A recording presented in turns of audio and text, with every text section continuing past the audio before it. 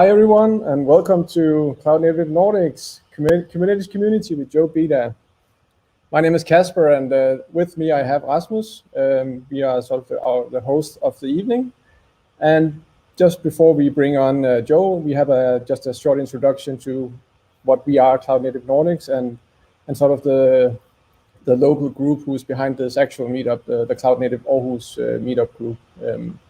So if you are on Twitter, you can find us at Phoenix and at Rasmus Steinicke, and you can also use the hashtags Cloud Native Nordics and Cloud Native Aarhus if you want to tweet about this event. We are also streaming live right now on Twitter as well, so feel free to engage if you like.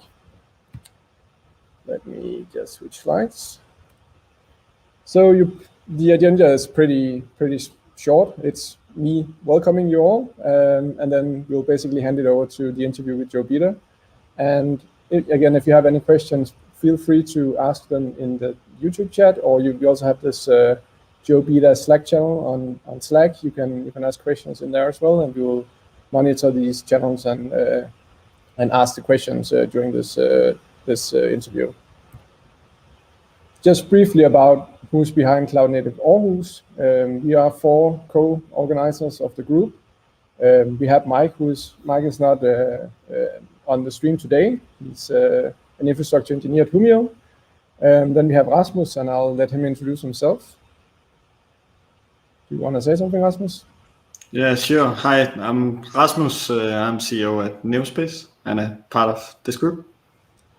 And my name is Kasper. I'm the lead platform architect at Lunar. I'm also a Cloud Native Computing Foundation ambassador and co-founder of this meetup alliance that we call Cloud Native Nordics. And lastly, we have Henrik. And Henrik. Yeah, hi. My name is Henrik Høgh. I'm a consultant, and I almost worked with Kubernetes as long as Kasper. Almost. Awesome. Let me continue. So Cloud Native Nordics, just briefly about what we are. We are what we call a meetup alliance in the Nordics. We are currently 13 groups across the 5 countries of the Nordics of Europe. And we try to help each other with creating different events. Basically try to help each other organize cool meetups around the Nordics with the big focus of Cloud Native, of course, and Kubernetes and all the cool projects within the Cloud Native Computing Foundation. And during this COVID times, we've been trying to do virtual events like this, and we are trying to pick up the pace again. So with this event, and we also have an event in a couple of weeks where we will welcome Matt Jarvis and Dan Pop to talk about Cloud Native security, build time security, runtime security, and all kinds of cool things around security in the Cloud Native space. And then lastly, again, if you have any questions during this interview or during this event, please go to the Joe Beda channel on Cloud Native Nordics Slack. You can, if you haven't joined the Slack community, you can join through cloudnativenordics.com, or you can ask questions in the YouTube chat. And we have this cool function within the streaming platform that we can hopefully, if you ask questions there, we can put your question up on the screen as well, and we'll try to see how that works. It's the first time we use this platform, so just a small note on that as well. And we will try to monitor both places and get to all the questions as we go through this interview with Joe. And with that, I will hand it over to Rasmus to do an introduction to Joe Beda. Yeah. So most of you probably know Joe, but he has been a big part of Cloud Native for a long time. And he has also been a big part of Kubernetes, being one of the founders. But I guess, Joe, you can better explain who you are to everyone. So, well, hello, everybody. It's great to be here. I'm a little bit chagrined that there's a Joe Beda channel that it makes me a little bit uncomfortable. I got to be honest about that. And I'm really glad that I'm able to join y'all. And I saw that Humio was actually acquired this morning, which congratulations to them. And I know that a lot of folks local to your neck of the woods there around that, so that's really cool to see. So my background, so I've been in industry for 20 plus years, done a whole bunch of stuff, a lot of it focusing developers, but really in different domains. I started my career out at Microsoft working on Internet Explorer, and then after being there for a while working on that and then Windows, I switched to Google. Did some real-time communication video stuff, some of the stuff that led to WebRTC and the technology that's powering some of this stuff now. But then really got into it with cloud. After we had our second child, I came back to work after paternity leave, and I'm like, I just can't make myself care about ads anymore. I was doing some ad stuff at the time, and so ended up getting together and doing some work around essentially building up the infrastructure cloud at Google, which started with Google Compute Engine, Google's VM as a service, and then Kubernetes, and it's just been a wild ride since then. And so got Kubernetes started with a few other folks at Google, took some time off, goofed off for a while, and then started a startup with the product manager that I worked with on GCE, Craig McLucky. That was Heptio. We were in business for a couple of years and then sold to VMware, and that's where I'm at now. So that's why we got the logo going on here. That's a little bit of my history.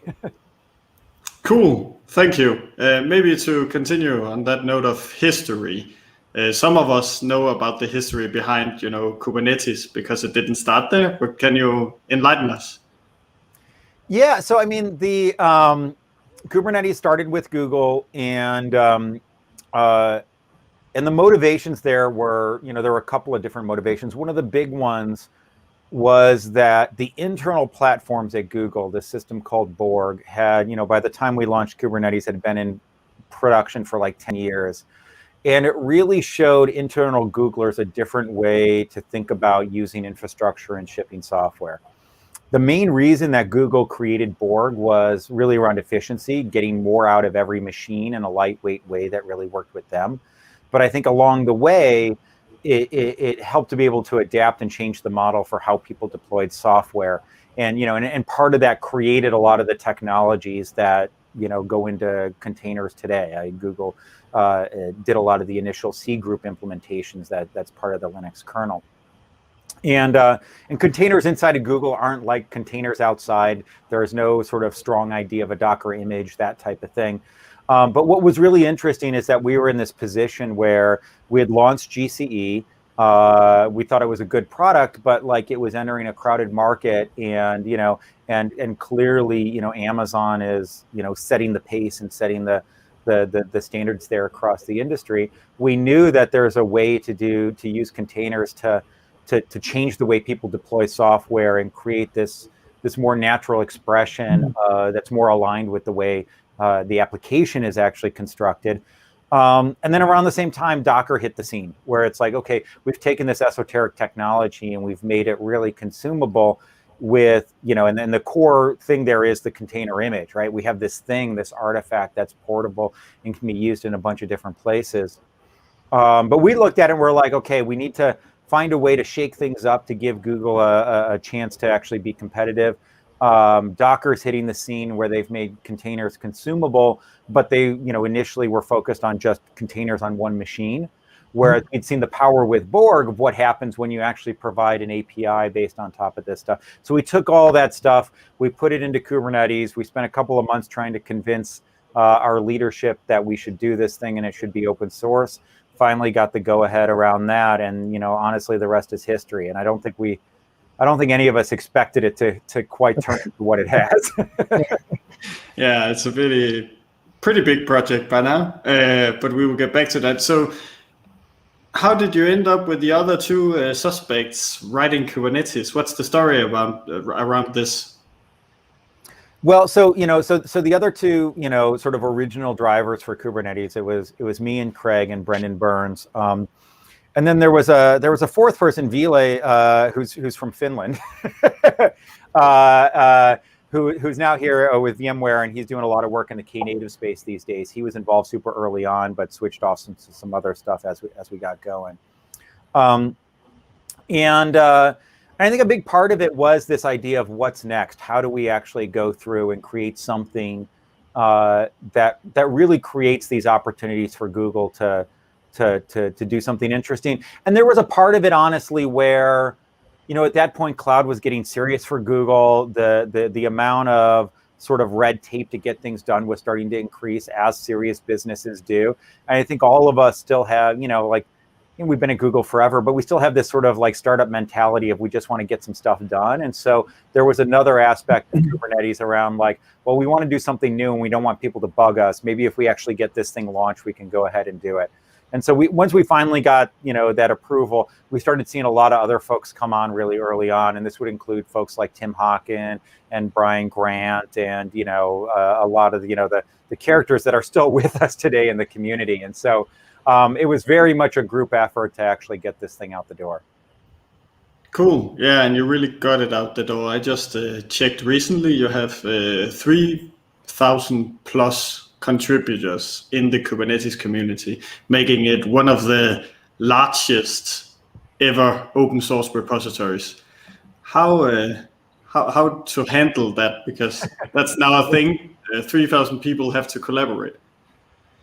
Yeah, well, I think, it's interesting. I think there's different models for, open source and how they bring in different collaborators. And I think there's definitely a lot of projects out there where the core of the system will be controlled by a single vendor or a single company. And you'll have a lot of people sort of like helping to contribute around the edges, but they really don't feel a sense of ownership over the project, right? It's like somebody else's project. They're just sort of fixing a problem that they're having. One of our goals out the gate with Kubernetes was to really create a sense of ownership by the community. We really wanted people to feel like, hey, this was their thing that they could help shape and that they could actually, help drive. And that meant like bringing on external maintainers early on in the project, which I think, compared to sort of, other folks that hold these things, closer to the company was a little bit of a risk. But I think building community is a matter of trust, right? It's a matter of taking that leap, trusting somebody else to do the right thing, and you have to sort of start that trust loop somehow. It definitely was a challenge as we grew to maintain that trust, because like you have a small group of people, they can bind, they can be a team, they can get to know each other, they can form a community. As you grow, at some point, you can't, it's very hard to have that tight-knit community across a larger and larger set of folks. And so one of the initial things that we did early on was the SIG model, this idea of it started out relatively informal, but having sort of subgroups within Kubernetes that were driving different parts of the project. And I think what we're finding is each of those SIGs has sort of a little bit of a different community, a different way of doing things. And I think that's a natural outgrowth, but I still think that there's a general feeling around, making sure that Kubernetes as a project as a whole is successful. So we don't get to this point where the SIGs really fight. I don't think we've seen a lot of that happening. Along the way, the project started out relatively unstructured from a governance point of view, as really a bunch of senior engineers that had a joint vision and just wanted to get some stuff done.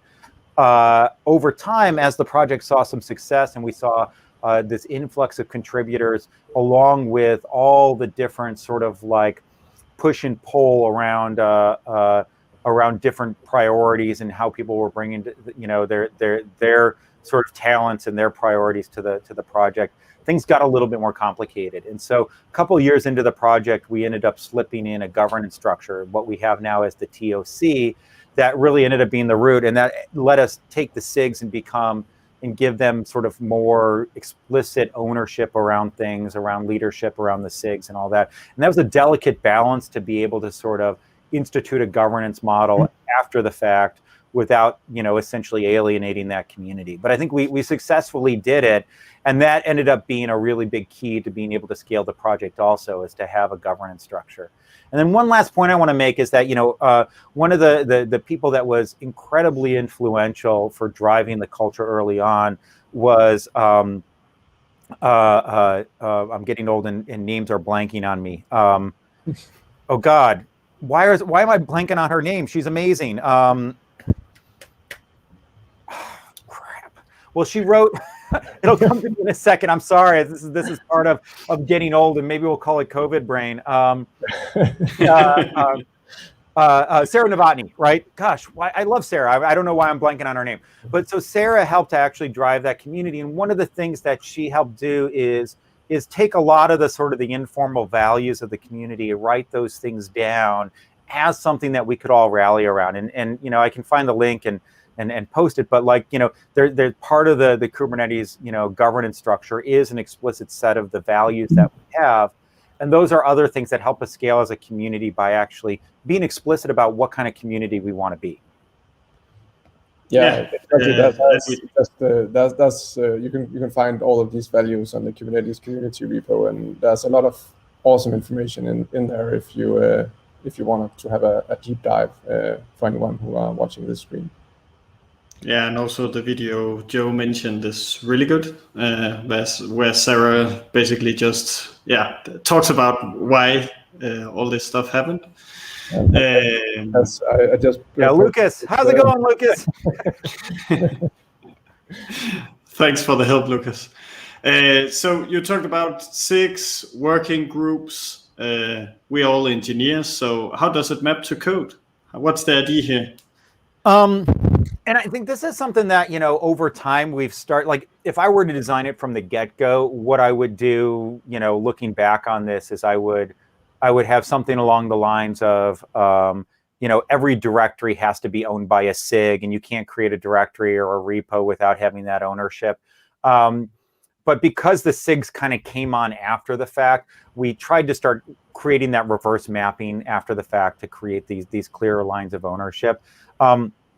One of the things, and this was inspired by the way that Google dealt with sort of code ownership, is having a file at the root of a directory with a certain syntax that says, here's the folks that have permission who own this set of the files. I think you know, we could probably do a better job of creating a cleaner line between this directory, this module is related to this SIG. But you know, just having people's names there is a big help, so at least you know who to talk to about some of these things. So that's, I think, a you know, one way that we go ahead and do that. And then we've also, you know, a big theme across Kubernetes has been like really trying to keep the core of Kubernetes being as small and solid as possible, and creating lots of opportunities for folks to build on top of it, so that Kubernetes as a project is not a gatekeeper to the larger ecosystem.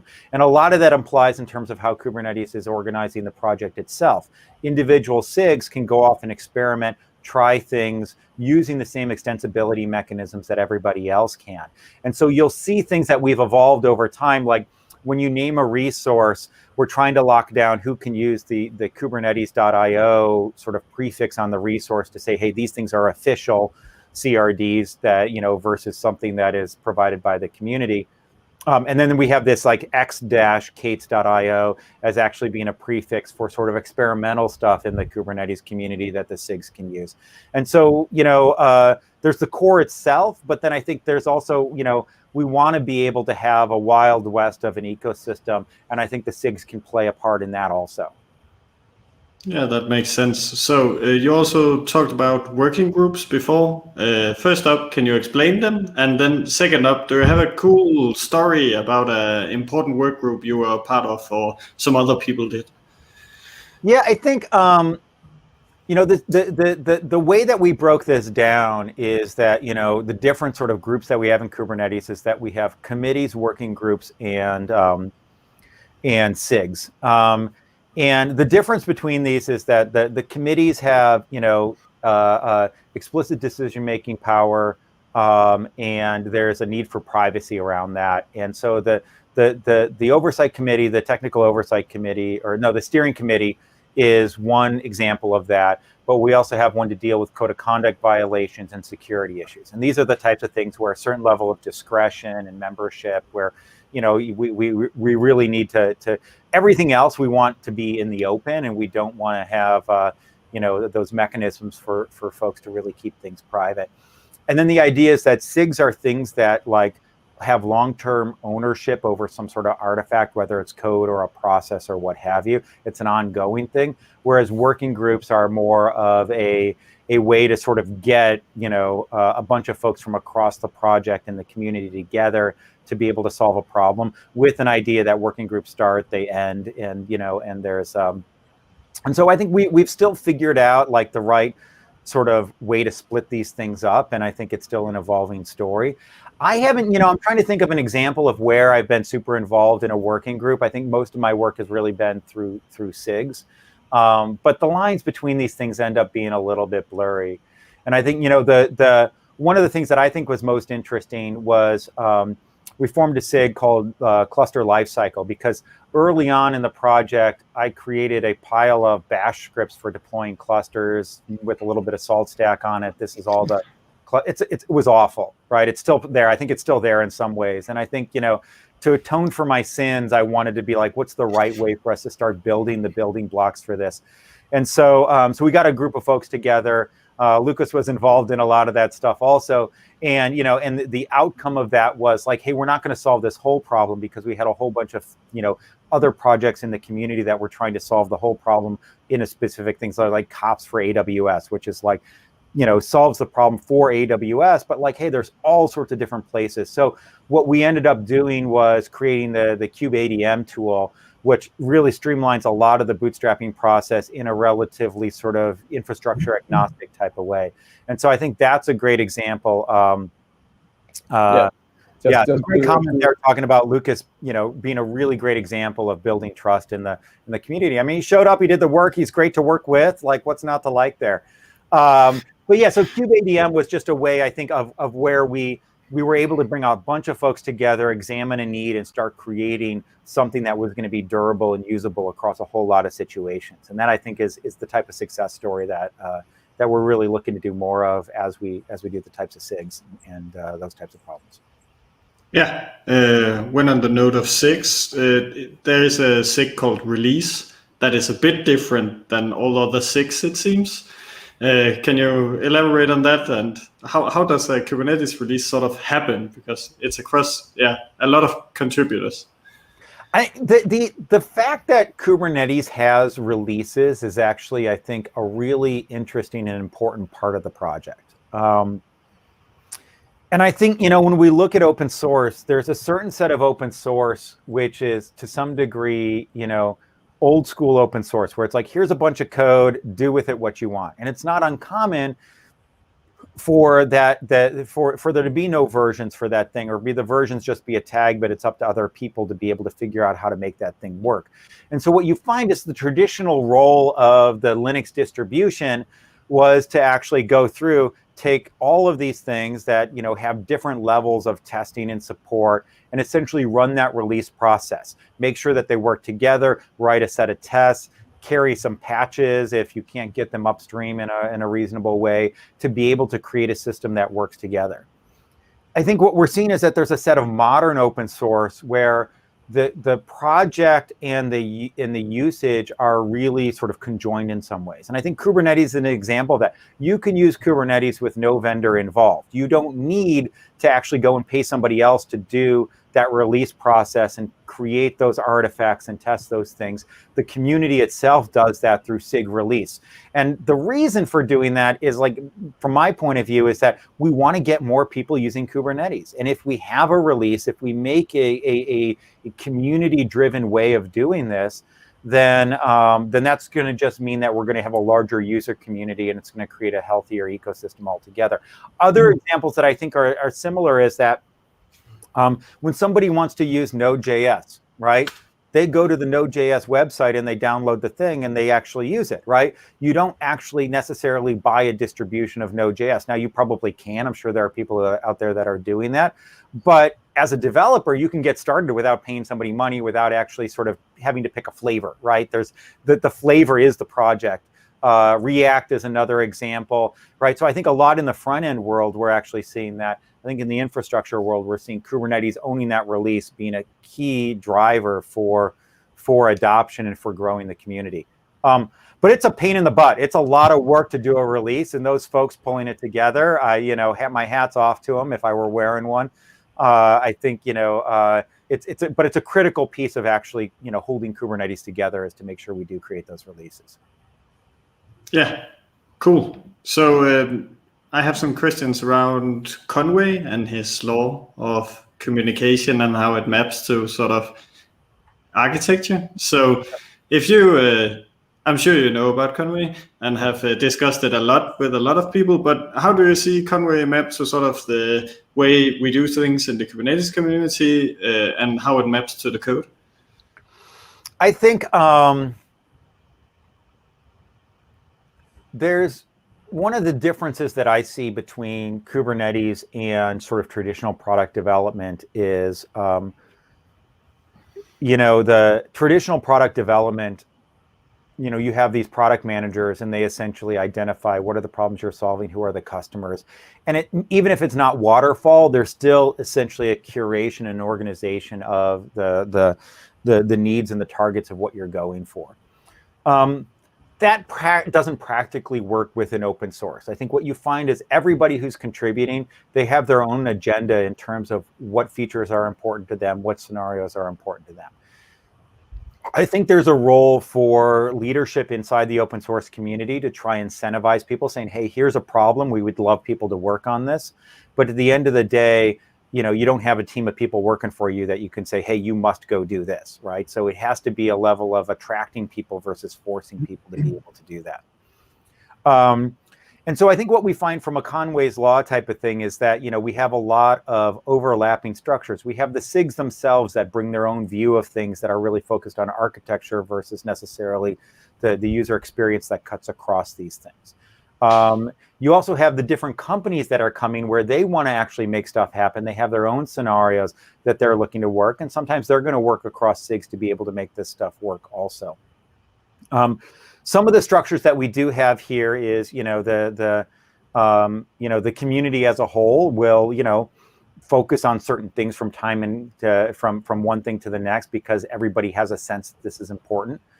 We do have a SIG architecture that works to bring all of these things together. And I think the final thing, and this is again a maturing process as the project has gotten older, is this idea of KEPs. As we're trying to do things that actually work across the entire project, and they'll touch on multiple SIGs, we want to make sure that we have some planning and documentation around these efforts. And so we have these Kubernetes enhancement proposals that have a certain sort of life cycle. And you can use these within a SIG to actually organize the SIG's activities, but I think the real power is when you're trying to organize something that cuts across SIGs. And that helps to actually create structured communication across these things in terms of what you're trying to do, why you're trying to do it. And oftentimes this brings in a lot of user stories that do cut across those things. Now, it's always a work in progress to get people to adopt these things. People don't come to open source to write documents. But as a certain scale, at a certain set of, making Kubernetes boring and reliable means that we have to be more deliberate over time about when we're changing things and why we're changing them. Yeah, what's your take on that? Because from what I see,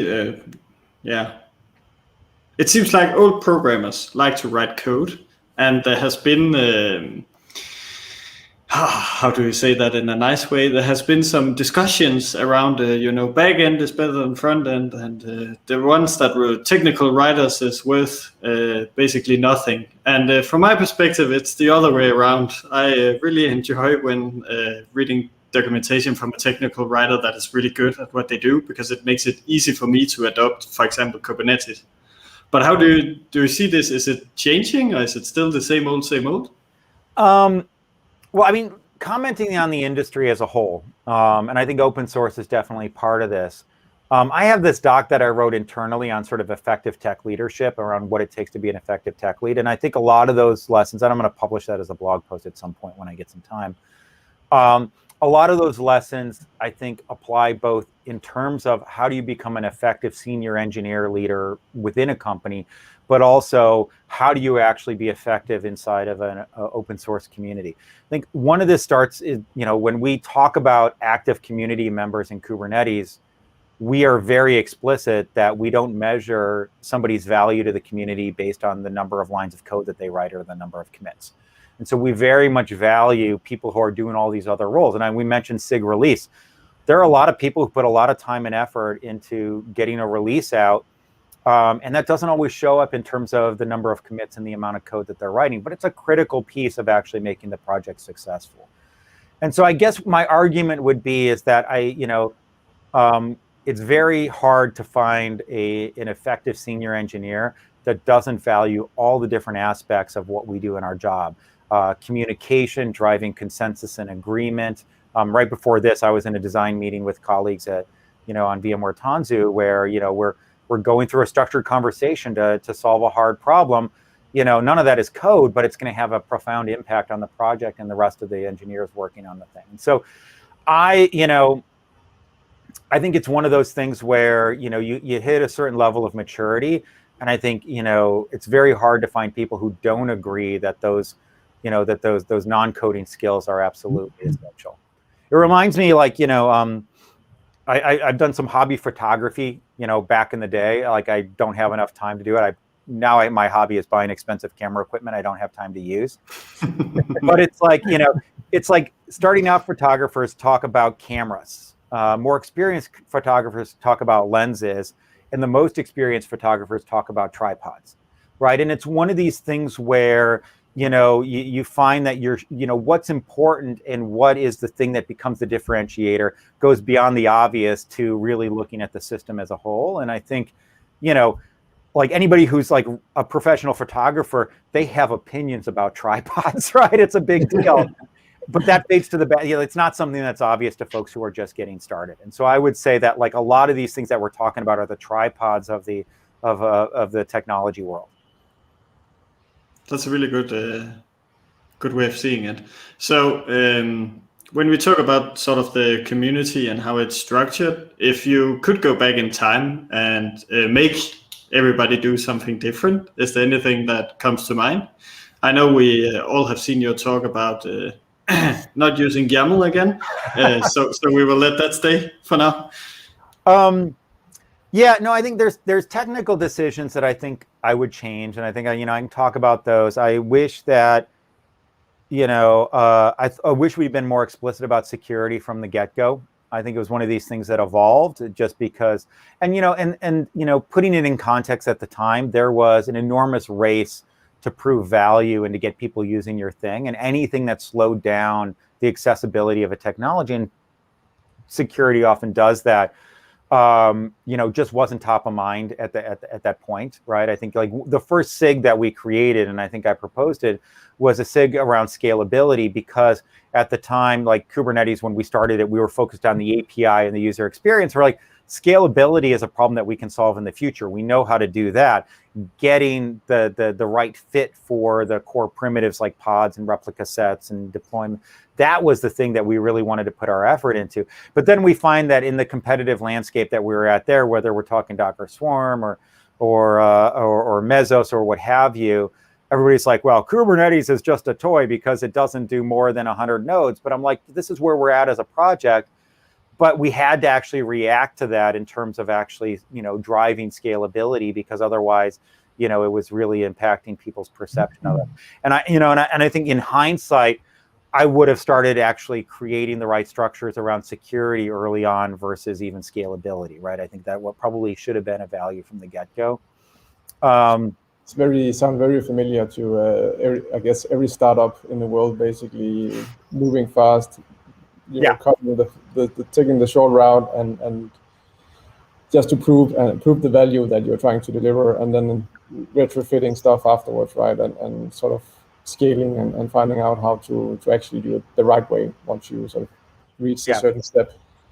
Yeah, and I think Docker itself, like at that point, was like, it had a daemon that was open on localhost that essentially gave you root on a machine. I mean, there was like all sorts of weird stuff going on at the time, everything running as root. And so that was kind of the world that we were living in. I would have, like the code organization, I think getting that stuff down, maybe getting some of the patterns around KEPs going on earlier would have been good.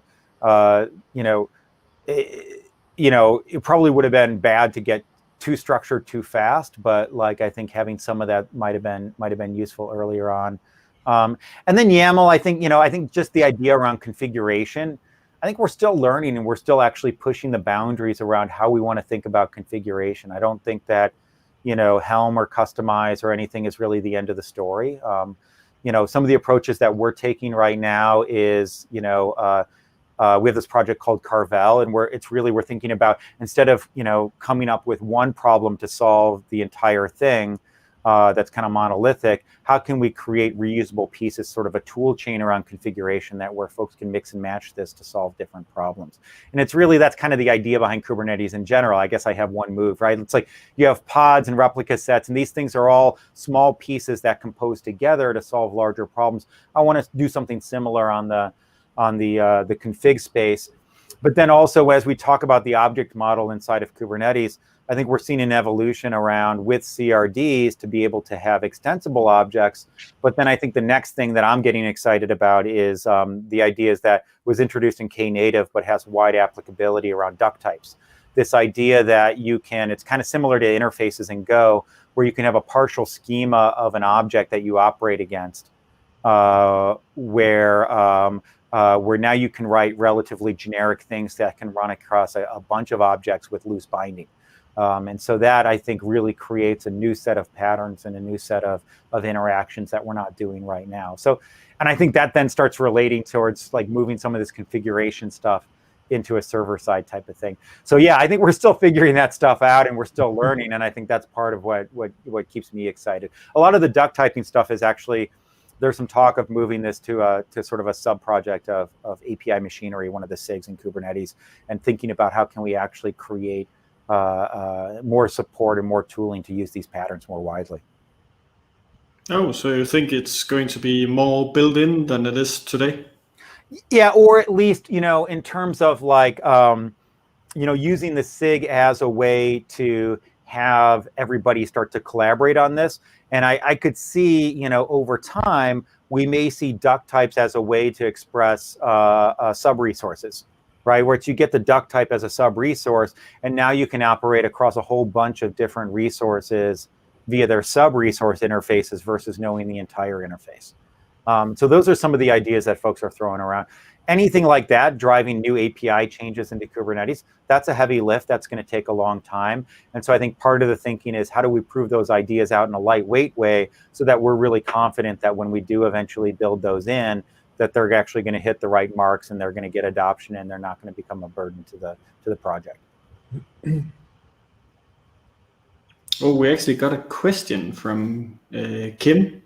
Can you bring it on screen, Casper, so we can see it? Yeah, so it seems like Containerd, runc, and etc. made Docker less essential when running Kubernetes. So will Kubernetes perhaps later be made less prominent by other technologies running on top of Kubernetes? Or perhaps reduce? The answer is hopefully yes. I think one of the things that I think is interesting is, the Linux kernel is assumed to be a thing right now, but nobody talks about the Linux kernel on a day-to-day basis. And that's the sign of successful infrastructure. It tends to disappear, and it becomes like we say a lot, it becomes boring. Something that is there, it works, and people don't think about it. And I think the relationship between Docker and Containerd and runc is really interesting. Containerd to some degree is Docker. It's the guts of Docker, the plumbing of Docker without the sort of the user facade on top of it. And it really is sort of Docker being exploded into a bunch of pieces. I think the durable thing that we're seeing from Docker over time has been, like, number one, the idea of an image format, which is the OCI images now. And there's a whole bunch of interesting stuff that I think can happen with OCI images and registries being used outside of just container images for other types of artifact management. I think we're starting to see the OCI registry being a generic artifact management system, which is super exciting. But that's one thing. And container and runc are essentially the lessons from Docker being reformulated in a way where they're built to be built upon, right? And so I think Kubernetes from the get-go, we wanted it to be built upon. And when you're doing that, you're fundamentally, like, at the end of the day, you're going to be in the middle of some sort of technology stack. And oftentimes the things in the middle of the technology stack, people don't think about them. And that's good, right? And I think that's a good place for Kubernetes to get to. I think one of the durable things that we're going to see, and I don't think we planned this from the get-go, is the idea of Kubernetes as a universal control plane. This idea with controllers and CRDs, you can start having a pattern and infrastructure for managing all sorts of configuration and processes. And you can do that in a way that may or may not have anything to do with containers. And that, I think, is something that's going to live on. And we may see that live on, in reusing those patterns in places that aren't Kubernetes. That's okay. Or we may see Kubernetes, and I think there's some nascent efforts to start doing this, to say, how do we take the API server for Kubernetes, remove all the containerness out of it, and turn that thing into a generic sort of control plane, sort of building kit that can then be used by Kubernetes itself, but can be used in other places where you're like, hey, I want a control plane.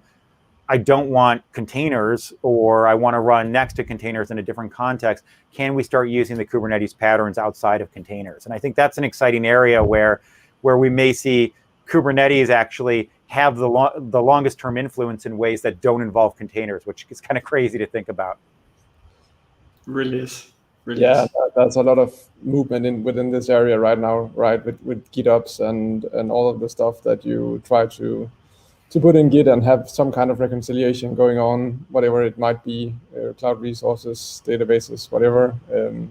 That's a really exciting time. Yeah, I mean, I've talked to customers, and and oftentimes when I talk about GitOps with folks, I think that there's I had an argument on Twitter the other day about this. Like, I think the Git part of GitOps is almost unfortunate. I think it's very evocative of what you're talking about, but Git, especially for non-programmers, does not have the easiest surface area to learn, right? It's actually really hard. But I think the core idea of GitOps is super, super solid, and that's like building systems that can actually defer to an external system of record, with source control systems like Git being one external system of record. But it could be like, other Kubernetes clusters or other control planes, right? And being able to have this cascade of synchronization in a structured and automatic way from, different, systems of record through transformation, through publishing and synchronization across things.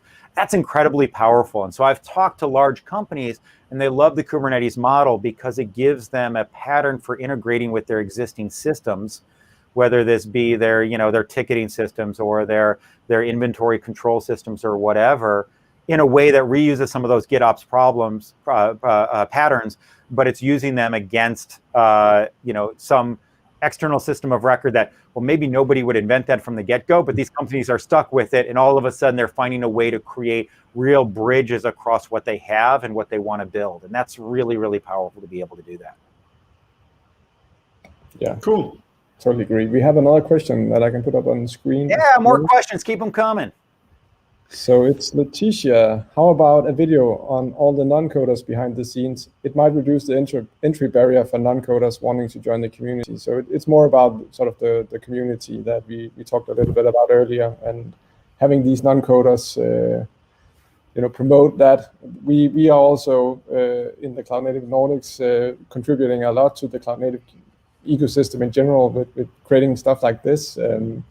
So this is our way to contribute, and it's really awesome that you can contribute in any way that you sort of see fit, and what you can bring to the community. That's really awesome. So yeah, how do you get, I don't know, project managers, all the kinds of different people that you need to make this SIG release? Yeah, all of this. Yeah. So that's a great question and great suggestion. The first thing I would say is that if you're not aware, there is a contributor experience SIG, and like the goal of this is to actually really help to bring people on board, make it feel less intimidating.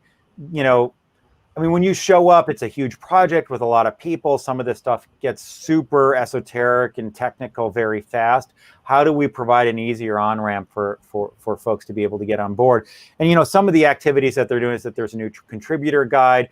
We have the Kubernetes.dev, which is a great site to be able to start bringing this stuff around. And from there, there's, a link to the contributor guide and bringing this stuff together.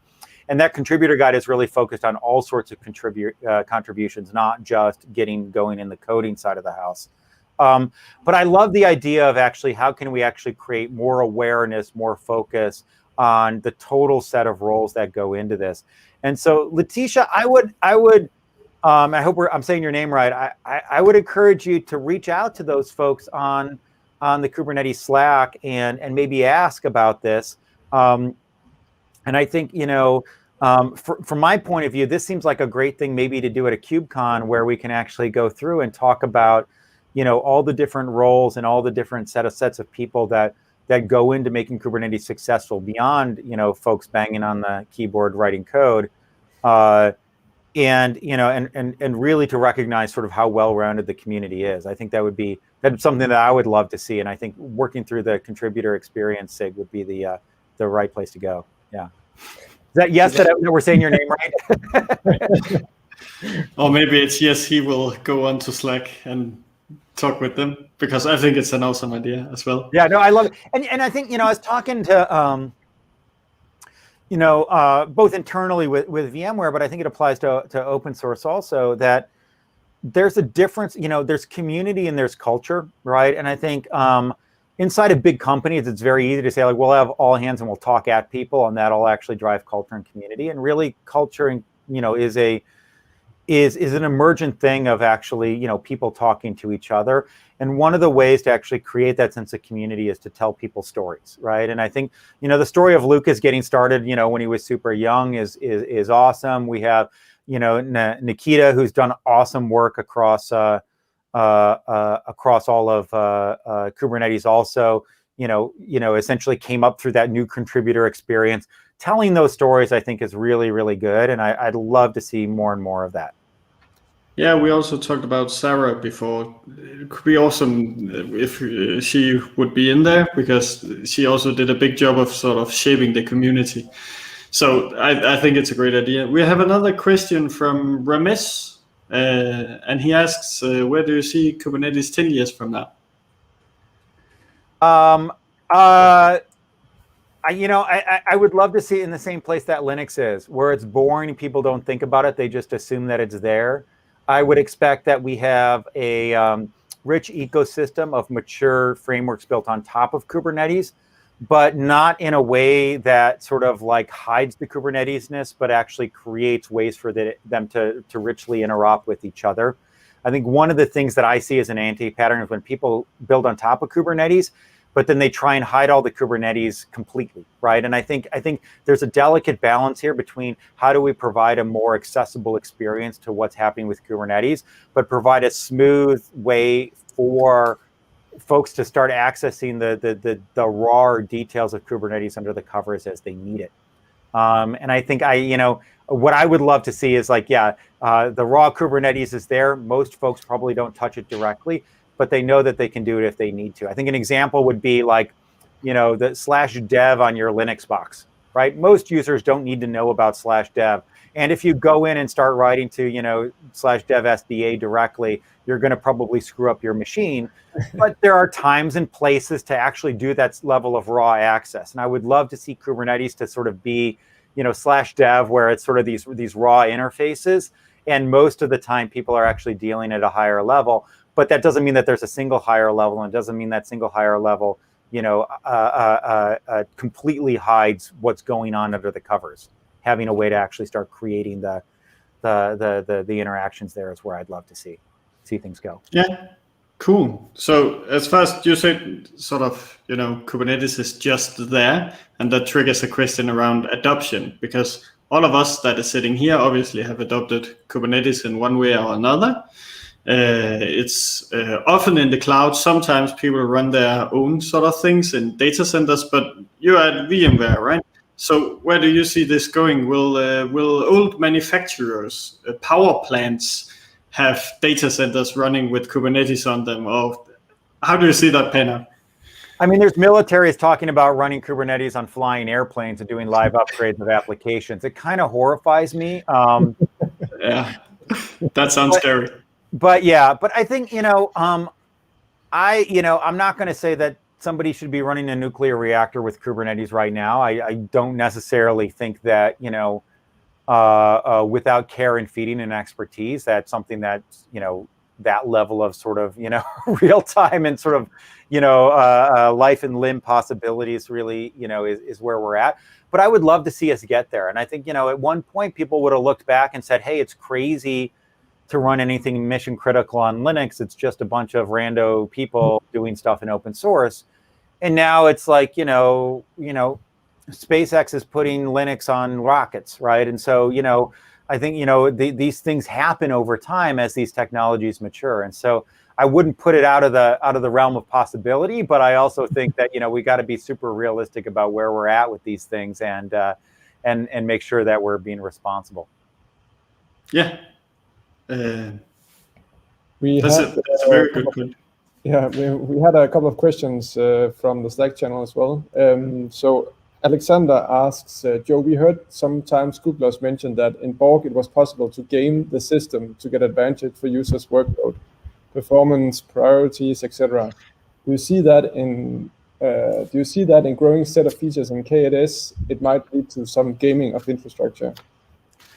So yeah, so the essential thing here is that with containers, you know, the isolation of one workload from another is never going to be perfect. And I think this happens with virtualization also. I think it's easier to have stronger walls and stronger isolation with virtualization than it is with containers. And I think that's one of the reasons why, you know, by and large, these are, you know, complementary things. Now, again, VMware, so, you know, take that for what it's worth, but I don't see it as an either or type of thing in terms of containers and VMs. What we saw with Borg is that Google creates very, very large clusters, runs those as multi-tenant clusters. And the multi-tenancy that Google runs internally, I would describe as a level of sort of soft multi-tenancy. And what I mean by that is that there's a level of trust there. There's difference when you have different application teams running on the same cluster. If somebody does something bad, you can call them up and say, hey, stop doing that. You can go in and, like, you know, start killing things willy-nilly because you know that, hey, this thing is marked as development versus not, right? So, like, you know, example at Google, like one time I was running something on my workstation in the office, doing some monitoring where I was scraping stuff, you know, running into test stuff in production for developing monitoring dashboards. And I was using like 80% of the bandwidth out of our office. And I had like left for the weekend. Right. And I left this thing running. And so one of the IT people called me up and he's like, what the hell are you doing? I'm like, oh, you can, like, and he had permissions to log into my machine because it was a Linux workstation and kill the darn thing. Right. And so it's like, that's the level of soft multi-tenancy that we're talking about here. Whereas I think when we're talking about clouds and like public cloud types things, you need hard multi-tenancy there. Right. Where it's like, hey, you know, you have nation state actors, foreign governments trying to log in and break out of this stuff because they know that they can actually go through and use that as an attack vector against whomever, right? That's a totally different threat model, totally different set. Like, you can't call those people up and say, hey, it looks like you're doing something bad. And so I think as we think about multi-tenancy in Kubernetes, I think that not everybody's on the same page in terms of how hard of a multi-tenancy should we be having built into Kubernetes. Concretely, we built it in the model of Borg with this idea of soft multi-tenancy. You want to be able to have different departments to be able to share those resources. But at the end of the day, if somebody does something evil, you call them up, you tell them to stop doing that, you fire them, you focus on sort of like, what do we do after the fact versus trying to prevent it, because there's sort of a prevention versus reaction type of thing that you may turn the dial on when you're talking about these different situations.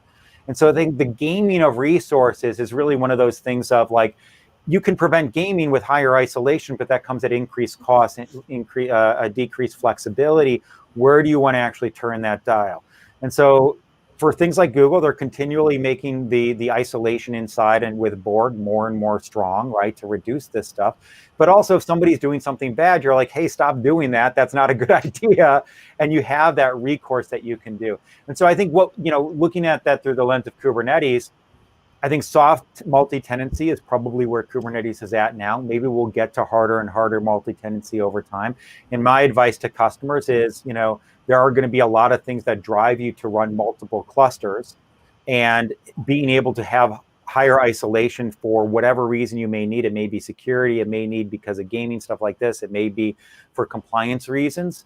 That really drives people towards multi-cluster. And I think that's why a lot of the focus of the community now is moving towards multi-cluster. And that's what we're building products around at VMware is, it's not about a few large clusters. We think that the common patterns, at least in the short to medium term, are going to be about lots of smaller clusters being the norm, that being one of the reasons to drive it.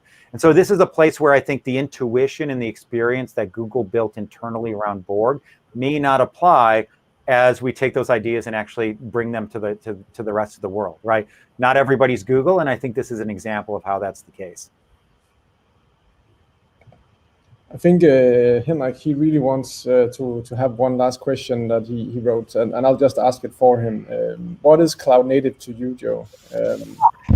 I wrote a blog post early on in Kubernetes, and I can find it. I mean, early on in FTO. For me, cloud native, and there's a difference between cloud and cloud native. So cloud is a system that the qualities of cloud for me are API-driven, self-service, and elastic. This idea, and concretely, from the point of view of developers, cloud is not talking to a sales guy as a service, right? I want to get moving and I don't want to talk to anybody, right? And so that's the self-service and the API-driven, automatable. And then elastic means that you can do things like blue-green deployments where you're spinning things up and down and you don't have a fixed footprint. Cloud native. Now, there are ways to provide those cloud-like capabilities in a whole bunch of different environments, like, the idea of private cloud, and we can argue what private cloud means, but like being able to bring some of those qualities into the edge, into on-premises data centers or what have you. I think that's an interesting thing, and that's one of the things that we're focused on with VMware. Now, cloud native, on the other hand, in my mind, is the set of tools and practices and cultural things so that you can take the best advantage of cloud. So once you take API-driven, self-service, and elastic, how does that change how you work? What are the tools that help you to take advantage of that? And I think Kubernetes is not, doesn't define cloud native, but I think Kubernetes is one of those tools that helps you to take the best advantage of those unique aspects of cloud. And there are ways to be cloud native without containers, without Kubernetes. I think, you look at all the talk track, or at least theoretically how Netflix worked early on, a lot of that stuff ends up being, in my mind, cloud native in terms of like, look, they were building immutable infrastructure and images, so they were rolling them out. They were doing, automation using via API. They were doing blue-green deployments that took advantage of the elasticity of the cloud that they're running on. That's cloud native from my point of view. Kubernetes just makes that a heck of a lot more accessible and easier for folks to be able to take advantage of. Yeah, I totally agree. So we may have time for one last question, and I have one that I can put up on the screen, and then you get the chance to point at the cloud one more time, I guess. It's what's the effect of KNS of VMware? Well, VMware, as a company, has their core constituency is what we call the VI admin. This is the traditional IT person that's actually looking to automate what was originally a hardware process into a virtualized process. And so virtualized hardware. And what we find is that, a lot of that lineage of like, oh, I need a machine, so I'll file a ticket. Somebody will order something from Dell. It'll show up in a month and rack and stack it. A lot of the ways that the VMware sort of use case in the VI admin is like, let's take all that, but instead of ordering hardware, we can actually provision something out of VMware. And there have been a lot of efforts, and we have products to automate that and make that be more self-service. But traditionally, there still is, this idea of a very curated set of menu of options that people can actually go ahead and start taking advantage of. And the connectivity between the application teams who are thinking in terms of cloud, self-service, API-driven, elastic, right? Like, that's what application teams expect these days out of their infrastructure, whereas a lot of IT teams are actually delivering something that is a lot more curated and ticket-driven and slow. And so my view of a ticket queue, and not everybody uses them for doing this stuff, but it's super common, is it's a crappy API with humans on either end, right? And so I think part of the impact that Kubernetes is having on VMware is it's helping to drive these conversations around what can VMware do to really start servicing and providing the right platform for application developers to be able to use underlying infrastructure in a direct cloud-like way. And it's been fascinating because it ends up being that, people are getting it over time. This idea that like for VMware to evolve as a business, we have to play a part on connecting development teams to the underlying infrastructure in a whole host of ways, both reusing the infrastructure that they have, but then also looking at the incredibly varied, set of infrastructure that modern enterprises deal with, right? it's not just one cloud now, right? Because like there's governance, there's GDPR, there's data sovereignty, there's regulations, right? And so it's not like everything's moving to cloud and it's going to be in one cloud. It's like, well, it's on premises, it's cloud, it's edge, it's that other cloud. It's complex. And so our goal then is to be able to help people stitch this together to provide a streamlined interface to their developers to be able to move faster. And then Kubernetes is really just one of those enabling technologies that lets us do that. That's really interesting. Thanks for answering that, even though it's you got to point at the cloud and everything. So thanks for your time, Joe. That was really awesome. Thank you so much for having me. Yeah, it was really awesome. For the rest of the community, if you want us to have awesome people like Joe, please tell us, because this interview was set up by me writing Joe on Twitter, and we agreed to do this. So it's not that hard. We can actually do it now because COVID and everything. So Joe is not flying around all the time. I do miss coming and visiting folks, but this is definitely like easier on my schedule. Yeah. I agree. When you visit the Nordics, when we get back to sort of normal, we will do a thing in one of the groups. Well, I'd love to go into KubeCon in Copenhagen and spend a little bit of time in Reykjavik at the time, and so it was. I enjoyed that trip. I'd love to return sometime. Yeah. Very good. We all hope for to come back at some point so we can all go to conferences again. That would be awesome. So I just want to mention here at the end, remember to sign up for our next event. It's March 2nd, Cloud Native Security. And thanks for all the questions that you asked in the channel. Hope you enjoyed this event. Feel free to write any comments and feedback you have in our Slack community. And if there's something for Joe, we'll post it on to him as well. And with that, I just want to say thank you and have a really good evening and good day to you, Joe, I guess. So thank you all, and bye. Thank you, everybody.